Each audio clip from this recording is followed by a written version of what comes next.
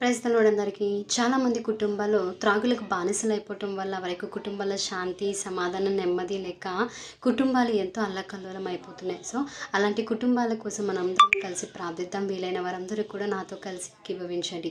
సర్వకృపానిధి సర్వోన్నతుడానికి స్తోత్రాలు.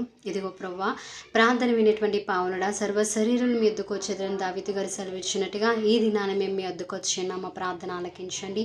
ఎవరైతే త్రాగులకు బానిసలైపోతున్నారో, డ్రగ్స్కి, స్మోకింగ్కి అలవాటు పడి ప్రభా, ఆ భయంకరమైన వ్యసనాలకు అలవాటు పడి భయంకరమైన మార్గంలో పరిగెత్తుతున్న వారు ఉన్నారో, ఆ యొక్క భయంకరమైన వ్యసనాల వల్ల కుటుంబంలో శాంతి, సమాధానం, నెమ్మది లేక కుటుంబాల్లో ఎన్నో గొడవలు పడుతూ అశాంతితో ఉంటున్నటువంటి కుటుంబాలు ఏవైతే ఉన్నాయో వారందరినీ ఇదిగో నీ పాదాల చెంతకు తీసుకొస్తున్న ఆ బిడ్డలందరినీ కూడా నువ్వు జ్ఞాపకం చేసుకోండి.